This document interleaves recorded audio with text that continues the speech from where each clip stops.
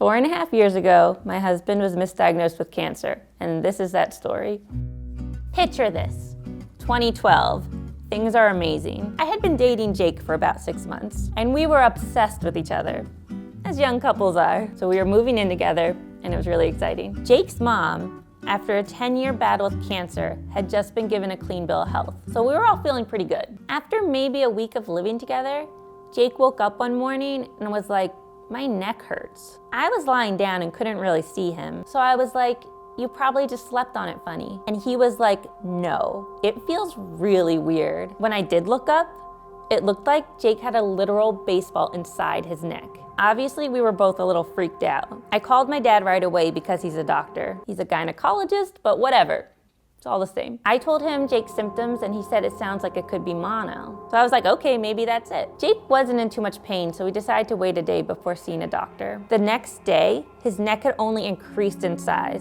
Instead of seeing a specialist, he decided to see whoever had the soonest appointment. The doctor was like, what the fuck? I have no idea. You need to go to this ear, nose, and throat specialist. So we went, and this frazzled little doctor comes in with like these magnifying glasses on his head, and he's like, we have reason to believe this is lymphoma.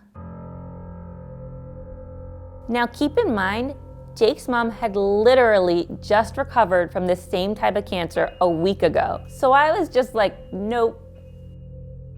I asked the doctor if they were gonna check for mono, and he was like, there's no way, there's no need, can't be mono, because his neck is too big, it's 100% lymphoma. So they did a needle biopsy right then and there, and ran it through a lab while we sat in the waiting room. They finally called us in, and they said, the mass is monoclonal, so it's most likely lymphoma, we just don't know what type. So they referred us to an oncologist at a big New York City hospital. Coincidentally, the same hospital Jake's mom had just been discharged from. The oncologist we met with agreed that it was definitely presenting as lymphoma. I asked again, had they checked for mono? I was ignored. They might have well said, Lauren, shh. The men are talking. I was getting increasingly frustrated. The oncologist sent us to a surgeon to get a bigger biopsy. The oncologist and the surgeon both agreed at the rate Jake's neck was expanding, it was an aggressive cancer and we needed to get a sample right away. Since they were in such a rush and there wasn't any room in the OR, they decided to do the biopsy right there in the exam room. The next day we came in and we expected it to just be like a simple snip of Jake's neck,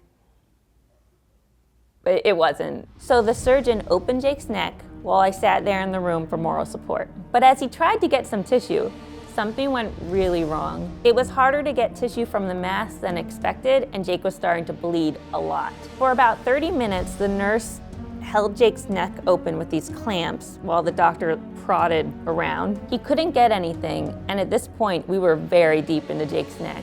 So Jake was only under local anesthetic, and it was starting to wear off.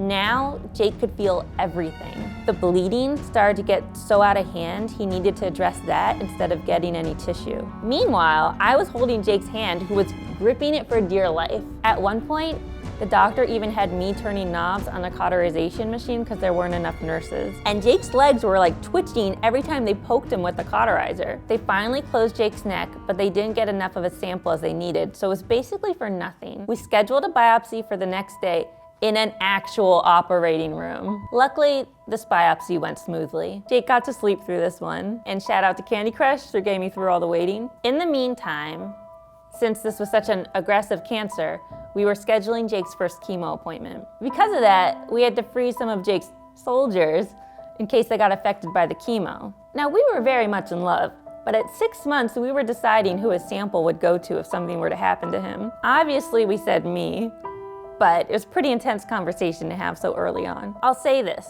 if you ever wanna know if you found the one, just have a near-death experience. Really clarifies things. Shortly after the second biopsy, Jake's neck started to expand, but in like a new, different way. It was massive and like hot to the touch. He then got a fever. It was probably around 100 at about 10 p.m. that night. So we called, and they told us to hang tight until the next morning. That night did not go well. Jake's fever kept going up through the night. He was on massive amount of drugs, so he kept passing out. Every time I was like, let's go to the hospital, he'd pass out. And then I'd check his temperature, then I would pass out. And this went on till the morning. We're pretty sure he almost died that night. We went to the hospital the next day at 7 a.m. By the time we were seen by the doctor, Jake literally had 2 heads. The doctor immediately opened Jake's neck, and this next part is not for the weak of stomach.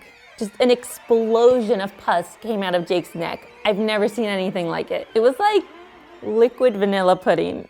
In the midst of this, the doctor asked if we were married. We said we were not. And then he told Jake he better propose after all of this. I actually think after you see the inside of someone's neck enough times, it's customary to get engaged. So we went back home and Jake had like a huge hole in his neck and couldn't lie down because it was draining and was just totally fucked for a couple weeks. Later that week, Jake had a full body MRI. They told us his body was covered in masses. We were devastated. We went home and waited for the final biopsy results. They kept pushing Jake's first chemo appointment back until they found the cell they were looking for. This was 3 weeks of changing bandages, tons of medicine, basically full-time nursing. Sometime during the 4th week, we decided to go out to dinner to take our mind off of everything. Suddenly, Jake got a call from the doctor. He said they still hadn't found anything in the biopsy yet, which leads them to believe it's a non-Hodgkin's lymphoma, which is far deadlier than Hodgkin's lymphoma.